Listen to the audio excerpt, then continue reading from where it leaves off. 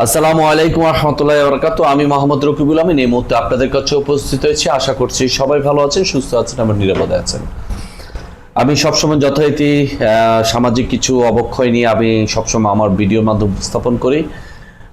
যারা আমার ভিডিওগুলো দেখেন, লাইক, কমেন্টস, শেয়ার করেন, তাদেরকে অনেক অনেক শুভেচ্ছা এবং আমার পক্ষ থেকে দোয়া রইল। আর যারা এখনো পর্যন্ত আমার ভিডিওগুলো দেখেননি, শেয়ার করেন, লাইক, কমেন্টস করেননি, তাদেরকে দেখার আমন্ত্রণ জানিয়ে আমি আজকের বিষয়বস্তু তুলে ধরছি। আজকের বিষয়বস্তু হচ্ছে ফেসবুক ইউজার। আমরা যারা ফেসবুক নিয়ে খুব ব্যবহার করি তাদের উদ্দেশ্যে আমি বলতে চাই, ফেসবুক এখন আসলে বিশ্বের এক নম্বর একটি ইউজারের মধ্যে একটি। পুরো ওয়ার্ল্ডের আসলে এখন এমন কোনো দেশ খুঁজে পাওয়া যাবে না যেখানে ফেসবুক ইউজার নেই। যাই হোক, ফেসবুক অবশ্যই ভালো মন্দ দুটো দিকই আছে, তবে আমি মনে করি ফেসবুক ভালো দিকটি যেমন আছে, খারাপের দিকটিও আছে। আপনি কিভাবে ব্যবহার করছেন, আপনি এটা কি কোথায় নিয়ে যাচ্ছেন, সেটি হচ্ছে মূল বিষয়। ফেসবুকের অনেকগুলো খারাপ দিক আছে, অনেকগুলো ভালো দিকও আছে। অনেকগুলো ভালো দিক হচ্ছে আপনি সামাজিক কর্মকাণ্ডগুলো যখন আগে করতেন সেভাবে আপনি প্রচারণা করতে পারতেন না। এখন একটি আঙ্গুলের চিপের মাধ্যমে আপনি পুরো বিশ্বকে আপনি দেখিয়ে দিতে পারছেন আপনার সামাজিক কর্মকাণ্ডগুলো উপস্থাপন করতে পারছেন। তারপর সমাজের আনাচে কানাচে বিভিন্ন রকম অসামাজিক কর্মকাণ্ড, তারপর গরিব দুস্থ বিনা চিকিৎসা মারা যাচ্ছে, বিভিন্ন রকমের মানুষকে আপনি উপস্থাপন করে জীবন যাপনের একটি সুন্দর ব্যবস্থা করারও একটি প্ল্যাটফর্ম এখন ফেসবুক। সেক্ষেত্রে অনেক ইউটিউবাররা অনেক দেখা যাচ্ছে ফেসবুকে যে ইউটিউব চ্যানেল করে, তারপর হচ্ছে ফেসবুকে অনেক পেজ করে, তারা এই সামাজিক কর্মকাণ্ডগুলোকে উপস্থাপনের মাধ্যমে তারা বেশ অর্থ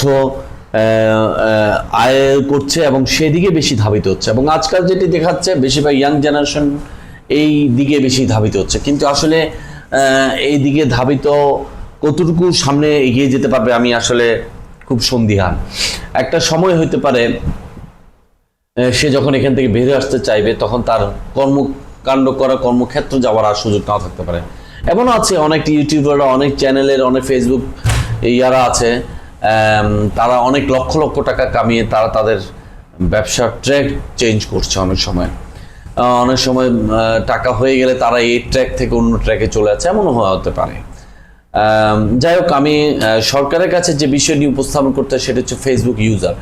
আমি মনে করি ফেসবুক ইউজার এটিকে একটি সময়ের মধ্যে নির্ধারণ করে দেওয়া উচিত। এই ফেসবুক 24 ঘন্টা ফেসবুকে থাকার কারণে আমাদের ছেলে সন্তানরা, আমাদের ভাই বোনরা লেখাপড়া থেকে অনেক দূরে চলে যাচ্ছে, রাত বিরাতে জাগন থাকছে, আজে বাজে কন্টেন্টের দিকে চলে যাচ্ছে এবং বিভিন্ন রকম সাইডে গিয়ে তারা অসামাজিক হয়ে যাচ্ছে। তাই আমি অনুরোধ করছি বা আমার একটা প্রস্তাবনা হচ্ছে ফেসবুকটি রাতের 8টা থেকে সকাল 8টা পর্যন্ত বন্ধ রাখা হোক। যদি সকাল 8টা পর্যন্ত বন্ধ রাখা হয় তাহলে আমি মনে করি রাতের 8টা এবং সকাল 8টা পর্যন্ত তাহলে আমাদের সন্তানরা লেখাপড়ার প্রতি মনোযোগী হবে, রাতে ঠিক সময় ঘুমাতে যাবে, সকাল সকাল ঠিক টাইমে ঘুম থেকে উঠতেও পারবে, ঠিক চাকরিজীবীরাও ঠিক রাতের বেলায় রিল্যাক্সে ঘুমাতে পারবে, ব্যবসায়ীরাও ঠিক রাত বিরাতে যারা জাগন থাকে তাদের সেই রোগ থেকে তারা বেরিয়ে আসতে পারবে আমি মনে করি। তাই আমি অনুরোধ করব রাতের 8টা থেকে সকাল 8টা পর্যন্ত যেন ফেসবুক বন্ধ রাখা হয়।